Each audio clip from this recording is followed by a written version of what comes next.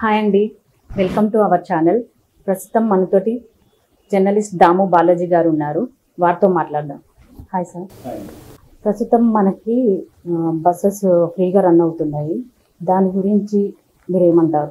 10 రోజులు అయింది. యాక్చువల్గా 10 days అయిపోయింది. ఈ 10 daysలో మనం కానీ సమీక్షించుకుంటే అంటే ఫ్రీ బస్సు దీని మీద మామూలుగా మనం చాలా సార్లు మన ఛానల్లో చెప్పుకున్నాం ఫ్రీ బస్సు గురించి. దీంట్లో ఖచ్చితంగా ఇది మంచి పథకం. ఎందుకంటే ప్రపంచంలో ఇది ఫస్ట్ టైం కాదు, ప్రపంచంలో ఫస్ట్ టైం లగ్జంబర్గ్ అనే ఒక కంట్రీలో పెట్టారు ఇది. దాని తర్వాత యూరోప్లో అనేక దేశాల్లో కూడా ఫ్రీ బస్ పెట్టారు. అయితే అక్కడ పెట్టడంలో ఉద్దేశం ఏంటంటే అక్కడ పబ్లిక్ ట్రాన్స్ఫర్ని అలవాటు చేద్దాం అనేది ప్రధాన ఉద్దేశం. రెండవది విమెన్కి మొబిలిటీ పెంచాలి. పబ్లిక్ ప్లేసెస్లో మొబిలిటీ అంటే హౌస్లోనే ఉంచి బయటికి తీసుకురావాలి ఉమెన్ని. ఒక రకంగా ఉమెన్ ఎంపవర్మెంట్కి అది దోహదం చేస్తుంది అనే ఈ 2 పర్పస్ల కోసం అక్కడ పెట్టారు ప్రధానంగా యూరోప్లో. అయితే అక్కడ కూడా కొన్ని వాళ్ళ ఉద్దేశాలు కొన్నిట్లో ఫెయిల్ అయినాయి. ప్రధానంగా ఏంటంటే పబ్లిక్ ట్రాన్స్పోర్ట్ని ఎంకరేజ్ చేద్దాము, ప్రైవేట్ ట్రాన్స్పోర్ట్ని డిస్కరేజ్ చేద్దాము. అంటే కార్లు వీటి వల్ల పొల్యూషన్ ఎక్కువ అవుతుంది, అదే అందరూ కలిసి బస్సులో వస్తే పొల్యూషన్ తగ్గుతుంది అనేది వాళ్ళ ఉద్దేశం. కానీ అక్కడ ఏం జరిగిందంటే అప్పటి వరకు నడుచుకొని వెళ్ళేవాళ్ళు, సైకిల్లో వెళ్ళే వాళ్ళంతా కూడా బస్సుల్లో రావడం మొదలుపెట్టారు. దానివల్ల కార్లలో ఉండేవాళ్ళు ఎవరు రాలేదు. సో అలాగా ఆ పర్పస్ అయితే అక్కడ సాల్వ్ కాలేదు. ఇండియాలో అయితే మనకి పంజాబ్ ఉంది, ఢిల్లీ ఉంది, తమిళనాడు ఉంది, కర్ణాటక ఉంది, ఇప్పుడు తెలంగాణలో పెట్టారు. ఇక్కడ డిఫరెంట్ ఉన్నాయి. ఇప్పుడు ఢిల్లీ అనుకోండి, అక్కడ ప్రైవేట్ బస్సుల్లో కూడా అలో చేస్తారు. అక్కడ ఎవరికి ఏ రకమైన ఐడి కార్డులు అవసరం లేదు, స్థానికులు మాత్రమే ప్రయాణించాలనే రూల్ కూడా అక్కడ లేదు. Any women can travel in any bus అనమాట. అయితే వాళ్ళకి 0 టికెట్ అయితే ఇస్తారు, ఆ టికెట్ అయితే కంపల్సరీ. అట్లా ఢిల్లీలో ఉంది. అక్కడ కూడా ఏం జరుగుతుందంటే కొంతమంది మహిళలు టికెట్స్ని ప్రైవేటు ఆపరేటర్లకు అమ్ముకుంటూ ఉన్నారు. సో దానివల్ల కొంత ఇబ్బందులు ఉన్నాయి. ఏదేమైనా ఏ పథకం ప్రవేశపెట్టినా ఖచ్చితంగా అందులో కొన్ని మైనస్లు ఉంటాయి, ప్లస్లు ఉంటాయి. ఏది ఎక్కువ ఉంది, ఏది ఇంపార్టెంట్, మైనస్లు ఎలా తగ్గించుకోవాలి, ప్లస్లను ఎలా పెంచుకోవాలి అనేది రివ్యూస్ ఎప్పటికప్పుడు చేసుకుంటూ వెళ్ళాలి ఎప్పుడైనా కూడా. ఇక్కడ ప్రైవేట్ బస్సులు లేవు కాబట్టి, ఓన్లీ గవర్నమెంట్ బస్సులు ఉంది కాబట్టి ఆ ప్రాబ్లం లేదు. రెండవది ఏంటంటే మేజర్ ఈ 10 రోజుల్లో మనం గమనించింది మీడియా రివ్యూస్లో కానీ, ఉమెన్తో మాట్లాడినప్పుడు కానీ, మగవాళ్ళైన ప్రయాణికులు వాళ్ళ ఇబ్బందులు చెబుతున్నది కానీ, విజువల్స్ చూస్తే కూడా ఏ బస్సు కూడా ఫుట్పాత్ ఉంటారు కదా, దాని మీద వేలాడడం, బస్సు చుట్టూ వేలాడడం అనేది విజువల్సే ఎక్కువ కనబడుతున్నాయి. అట్లాగే విమెన్ అయితే లిటరల్గా చేస్తున్నారు. ముఖ్యంగా పల్లెల్లో చివరి బస్సులు ఉంటాయి. ఆ చివరి బస్సు అనేది వీళ్ళకి ఎక్కడానికి ప్లేస్లు ఉండట్లేదు. అలా వాళ్ళు ఏం చేయాలి? ఆ ఉమెన్ ఎక్కడ ఉండగలరు? వాళ్ళ ఏదో పని మీద వచ్చుంటారు, వాళ్ళు ఆ చివరి బస్సు పట్టుకొని ఇంటికి వెళ్ళిపోవాలి, ఇక్కడ ఉండలేరు వాళ్ళు. అలాంటప్పుడు ఒంటరి మహిళలు అలాంటి వాళ్ళు చాలా ఇబ్బందులు పడి చేస్తున్నారు. ఇక్కడ తీసుకుంటే రెగ్యులర్గా జాబ్స్కి వెళ్ళే మహిళలు, మిడిల్ క్లాస్ మహిళలు ఉంటారు. వాళ్ళు they can afford to buy tickets, వాళ్ళు టికెట్ కొనుక్కోగలరు. వాళ్ళకి ఎందుకంటే కంఫర్టబుల్గా జాబ్కి వెళ్ళాలి. వాళ్ళు ఈ కొట్లాడి ఒక యుద్ధం చేసి జాబ్కి వెళ్తే అది మైండ్ అంతా కూడా మార్నింగ్ స్టార్టింగ్ అలా జరిగితే దాని ఎఫెక్ట్ రోజంతా కూడా వాళ్ళ మీద ఉంటుంది, విపరీతమైన స్ట్రెయిన్ అయిపోతారు. సో అలాంటి మహిళలు తీవ్రంగా వ్యతిరేకిస్తున్నారు ఈ పథకాన్ని. సో ఈ పథకం పెట్టినప్పుడు మీరు సపరేట్గా ఎక్స్ట్రా బస్సులు వేసి ఆ బస్సుల్లో మాత్రమే పెట్టండి, రెగ్యులర్ బస్సులు పెట్టకండి అనేది వాళ్ళు చెబుతున్నారు. తమిళనాడులో మనకు అట్లాంటిది కనిపిస్తుంది. పింక్ బస్సులు అని పెట్టారు, అక్కడ కలర్ వేసి ఆ పింక్ బస్సులో మాత్రమే ఎక్కాలి వీళ్ళు. ఇక్కడ ఇప్పుడు ఏంటంటే ఆర్డినరీ బస్సులు, మెట్రో 2 పెట్టేయడం వల్ల ఏమైందంటే మహిళలు అవసరం లేకపోయినా కూడా ఫ్రీ కాబట్టి వెళ్ళొద్దాం అనే ఒక దీంతో వీళ్ళు వెళ్తున్నారనమాట. దీనివల్ల రెగ్యులర్గా జాబ్స్కి, ఆఫీసెస్కి వెళ్ళేవాళ్ళు బాగా ఇబ్బంది జరుగుతుంది. అందుకని మన ఛానల్ వాళ్ళు కూడా బస్సులో రెగ్యులర్గా పోయే వాళ్ళతో ఇంటర్వ్యూలు చేసినప్పుడు వాళ్ళందరూ కూడా దీన్ని వ్యతిరేకిస్తున్నారు. అయితే దీన్ని బీఆర్ఎస్ వాళ్ళు ఏం చేస్తున్నారంటే కాంగ్రెస్ చేసిన ఈ పథకానికి ఓవరాల్గా మంచి రెస్పాన్స్ వచ్చింది, ముఖ్యంగా విమెన్ నుంచి. దానివల్ల వీళ్ళు దీన్ని ఆ ఎఫెక్ట్ని తగ్గించే దానికోసం నెగిటివ్ ఆస్పెక్ట్స్ని విపరీతంగా ప్రమోట్ చేస్తున్నారు సోషల్ మీడియాలో. వీళ్ళు ఎక్కువ షేర్ చేస్తున్నారు, వీళ్ళే కొంతమంది వీళ్ళ ఉమెన్ను పంపించి నెగిటివ్గా మాట్లాడిస్తున్నారు. ఇటువంటి విమర్శలు కూడా బీఆర్ఎస్ మీద వస్తున్నాయి. సో ఏదేమైనా క్లియర్గా కనబడేది ఏంటంటే, ఒకటి రెగ్యులర్గా పోయే స్త్రీలకైతే ఇబ్బందులు ఉన్నాయి. రెండవది బస్సులో ఆక్యుపెన్సీ రేటు విపరీతంగా పెరిగింది. దాదాపు 12 to 15% ఆక్యుపెన్సీ రేట్ పెరిగింది. ఆల్రెడీ మనకు తెలంగాణలో 68 to 74 వరకు ఆక్యుపెన్సీ రేటు యావరేజ్లో ఉంది అనమాట, రెగ్యులర్గా కూడా.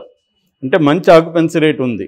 ఇప్పుడేమైందంటే అసలు సీట్లు సరిపోవట్లేదు, వేలాడడానికి కూడా ప్లేస్ లేదు, డేంజరస్గా వేలాడుతూ వెళ్తున్నారు.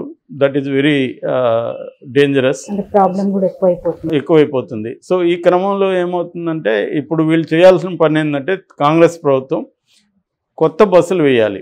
ఆల్రెడీ ఈ ప్రాబ్లంను వాళ్ళు గుర్తించలేదంటే ముందు గుర్తించారు. యాక్చువల్గా ఒక టీము, ఆర్టీసీలో పనిచేసే టీం ఒకరు తెలంగాణకి వెళ్ళి కర్ణాటకకి వెళ్ళి ఒక 2 రోజులు స్టడీ చేసి వచ్చారు. అక్కడ ఏమేమి ప్రాబ్లమ్స్, ఎందుకంటే సేమ్ కాంగ్రెస్ పార్టీ అక్కడ కూడా పెట్టింది, అక్కడ కూడా సిమిలర్ రూల్స్ ఉన్నాయి. అంటే ఆధార్ కార్డు ఉండాలి, లోకల్ కర్ణాటకకు చెందిన మహిళలే ఎక్కాలి. ఒకే ఒక తేడా ఏంటంటే, ఇక్కడ బార్డర్ దాటగానే టికెట్ తీసుకోవాలి. కర్ణాటకలో బార్డర్ దాటిన 20 కిలోమీటర్ల వరకు కూడా ఫ్రీ ఉండదు అనమాట. అదొక్క డిఫరెన్స్ తప్ప మిగతా అన్నీ అక్కడ ఏంటంటే స్మార్ట్ కార్డులు ఇచ్చారు ఆల్రెడీ, ఇక్కడ కూడా ఇస్తారు. స్మార్ట్ కార్డులు ఉంటే ఇంకా ఐడెంటిటీ కార్డులు అవసరం లేదు, ఆ స్మార్ట్ కార్డు చూపిస్తే చాలన్నమాట. కొంచెం వరకు ఇబ్బందులు తగ్గుతాయి. ఈ రకం ఐడెంటిటీ కార్డులకు సంబంధించిన ఇబ్బంది తగ్గుతుంది. అయితే ఇప్పుడు ప్రధాన సమస్య బస్సులు కొరత అండి. బస్సులు సరిపోవు, సో ఎక్స్ట్రా వేయాలి. సజ్జనారాది ఆల్రెడీ ఫస్ట్ రోజు చెప్పాడు, మేము బస్సులు కూడా ఎక్కువ పెంచేదానికి ట్రై చేస్తున్నామని. ఎందుకంటే టైం పడుతుంది, ఇమీడియట్గా బస్సుల్ని దానికి ఆర్డర్ ఇవ్వాలి, దానికి మళ్ళీ ఇండెంట్ ఉంటుంది, గవర్నమెంట్ నుంచి పర్మిషన్ తీసుకోవాలి, ఇవన్నీ ఉంటాయి కదా. ఆ ప్రాసెస్ అయితే స్టార్ట్ చేసామని చెప్తున్నారు. మేబీ ఇది కొద్ది రోజుల తర్వాత కొంత సార్ట్ అవుట్ అయ్యే అవకాశం ఉంది. రెండోది, విమెన్ కూడా ఫస్ట్లో ఒక ఉత్సాహంతో బయటకు వెళ్దాం అనుకుంటారు. ఇప్పుడు పైగా వింటర్ కాబట్టి కొద్దిగా జర్నీ చేసినా కూడా అంత అలసిపోరు. ఇంకొక 2 నెలలు పోయినాక సమ్మర్ వస్తుంది, సమ్మర్ ఫ్రీగా పొమ్మంటే కూడా పోకపోవచ్చు అప్పుడు. సో మెల్లగా తగ్గుతుంది, తగ్గే ఛాన్సెస్ ఉంటుంది. వాళ్ళకు కూడా, విమెన్కి కూడా పదే వెళ్తే వాళ్ళు కూడా అలసిపోతారు ఫిజికల్గా. ఇంకోటి ఏంటంటే, మగవాళ్ళు కూడా మేము పోలే, మీరు ఎట్లా ఫ్రీగానే కదా అని ప్రతి చిన్న పనికి ఉమెన్నే పంపిస్తుంటారు. అటువంటి బర్డన్ కూడా వాళ్ళ మీద పడుతుంది. అయితే ఇది అందరికంటే కూడా వర్కింగ్ ఉమెన్కి చాలా మేలు చేస్తుందండి. ఎందుకంటే ఫర్ ఎగ్జాంపుల్ మెయిడ్స్ ఉంటారు ఎక్కడో, ఇప్పుడు మక్తా అనే ఒక స్లమ్ ఉంది, అక్కడ నుంచి జూబ్లీ హిల్స్కో బంజారా హిల్స్కో వస్తే వాళ్ళకి మంచి శాలరీస్ ఉంటాయి. కానీ ట్రావెల్కి ఇదంతా ఖర్చు అవుతుంది, అంతే అవుతుంది మనకి డబ్బులు అని చెప్పి వాళ్ళు ఏం చేస్తారంటే, ఆ చుట్టుపక్కలే వాకబుల్ డిస్టెన్స్లో పనిచేస్తుంటారు. అక్కడ వాళ్ళకి అంత ఉండదు. సో ఇటువంటి వాళ్ళు ఇప్పుడు దూర ప్రయాణాలు చేసి అక్కడ పనిచేసుకొని కొంచెం మెరుగైన శాలరీలు తీసుకొని వెళ్ళే అవకాశం వాళ్ళకు ఉంటుంది. అందువల్ల ఎక్స్ట్రా బర్డన్ తగ్గుతుంది, ఎక్స్ట్రా ఇన్కమ్ కూడా వాళ్ళకి వస్తుంది. వర్కింగ్ ఉమెన్కి ఇది బాగా పనికొస్తుంది. రెండవది మొబిలిటీ అండి. ఇది నిజానికి వెరీ ఇంపార్టెంట్. ఇది చాలామందికి అర్థం కూడా కాదు. ఎందుకంటే ఉమెన్ మొబిలిటీ మామూలుగా చూస్తే తెలంగాణలో ఆర్టీసీ బస్సుల్లో 60% మేల్ ప్యాసింజర్స్ ఉంటే 40% మాత్రమే ఫిమేల్ ప్యాసింజర్స్ ఉన్నారు ఇప్పటి వరకు. ఇది ఇప్పుడు రివర్స్ అయ్యే అవకాశం ఉంది. ఇప్పుడు రివర్స్ అయ్యి 60% ఫిమేల్ ప్యాసింజర్స్, 40% మేల్ ప్యాసింజర్స్ వెళ్తారు.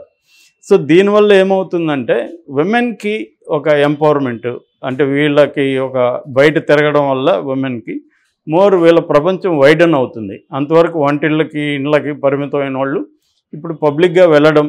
రెండోది, వాళ్ళ మేనేజరల్ స్కిల్స్ కూడా పెరుగుతాయి. అంటే వీళ్ళు బయట పనుల మీద వెళ్తారు, ఆ పనులను డీల్ చేసుకునే పద్ధతి, ఇవన్నీ జనరల్గా ఏంటంటే మేల్ డామినేటెడ్ సొసైటీ కాబట్టి మంది. రెండోది, ప్రతి ఇంట్లో మగవాళ్ళకి ఏదో బైకో సైకిల్ ఏదో ఒకటి ఉంటుంది కాబట్టి వీళ్ళు వెళ్ళిపోతుంటారు ప్రతిదానికి. వీళ్ళు కూడా, ఉమెన్ కూడా డిపెండ్ అయిపోయి ఉంటారు. బయట అంటే మేము ఎక్కడ పోతాం, మీరు పోండి అని. ఇప్పుడు రివర్స్ అయ్యి వీళ్ళు వెళ్ళడం వల్ల అంటే ఇబ్బందులే లేకుండా కొంచెం వాళ్ళు ఓన్గా చేసుకోవడం అనేది జరుగుతుంది. సో ఆ రకంగా ఉమెన్కి కొంత ఈ మొబిలిటీ వల్ల వచ్చే అనేక ప్రయోజనాలు ఇది జరుగుతుంది. ఖచ్చితంగా ఇది లాంగ్ టర్మ్లో మంచి పథకంగా చెప్పుకోవచ్చు. అయితే దీంట్లో ఉండే కొన్ని ఇబ్బందుల్ని ఎలా అధిగమిస్తుంది అనేది సమీక్షించుకొని ముందుకు పోవాలి. ఆ పని సజ్జనార్ లాంటి వాళ్ళు చేస్తున్నారని మనం నమ్మచ్చు. దీనివల్ల మరి మగవాళ్ళకు చాలా ఇబ్బందులు మగవాళ్ళ చాలా ఇబ్బందులు ఉన్నాయి. వాళ్ళ కోసం ఇప్పుడు మగవాళ్ళు ఏం డిమాండ్ చేస్తున్నారంటే మగవాళ్ళకి మాత్రమే బస్సులు వేయండి సపరేట్గా. ఇంతకుముందు మహిళలకు మాత్రమే ఉండేవి కదా, ఇప్పుడు మా కోసం వేయండి. మేము కొట్లాడడం వల్ల ఇప్పుడు ఆ రద్దీలో మేము వెళ్ళడం వల్ల స్త్రీలకి ఇబ్బంది, మా వల్ల మాకు కూడా ఇబ్బంది, మేము పనులకి సకాలంలో వెళ్ళలేకపోతున్నాను. Maybe that also can be considered. వాళ్ళకి కూడా సపరేట్ బస్సులు వేయడం అలాంటివి ముఖ్యంగా పీక్ అవర్స్లో వేస్తే కొద్దిగా అది సార్ట్ అవుట్ అవుతుంది. అంటే సార్ ఇప్పుడు దీనివల్ల మగవారికి ఇచ్చినా ఆడవారికి ఇచ్చినా రెండు గవర్నమెంట్ వల్ల మనకి జరుగుతుందా జరగదా అనేసి, అంటే ఏమంటారు, మగవారికి కూడా ఇలా మగవారు ఫ్రీ అని కాదు, వాళ్ళు బస్సులు ఎక్స్ట్రా అడుగుతున్నారు అంతే, ఫ్రీగా ఏమని అడగలేదు. కూడా అడుగుతున్నారు, ఫ్రీగా అడిగినా కూడా వాళ్ళ డిమాండ్ ఏం చేయట్లేదు. వాళ్ళకి ఏంటంటే వాళ్ళు ఈ ఇబ్బందుల నుంచి మమ్మల్ని కాపాడండి, మాకు బస్సులు సపరేట్గా ఏంటి అంటున్నారు. కానీ ఫ్రీగా అనేది వాళ్ళకి ఎవరని ఎలాగో తెలుసు అడిగినా కూడా. ఎందుకంటే అందరికి ఫ్రీగా ఇస్తే గవర్నమెంట్ ఎక్కడి నుంచి డబ్బులు తెస్తుంది. ఇది ఓన్లీ ఉమెన్కి ఎందుకంటే ప్రత్యేకంగా వాళ్ళకి మొబిలిటీ పెంచడం, తర్వాత వర్కింగ్ ఉమెన్ని ఇది చేయడం, దానివల్ల ఆ ఫ్యామిలీకి హెల్ప్ అవుతుంది కదా. రేపు పొద్దున ఉమెన్కి ఇన్కమ్ వచ్చినా మగవాళ్ళని తాగి దాన్ని ఏదో మిస్యూజ్ చేస్తారు, కానీ మోస్ట్ ఆఫ్ ద ఉమెన్ దాని పిల్లలకి ఇంటికే ఖర్చు పెడతారు. థ్యాంక్ యూ అండి.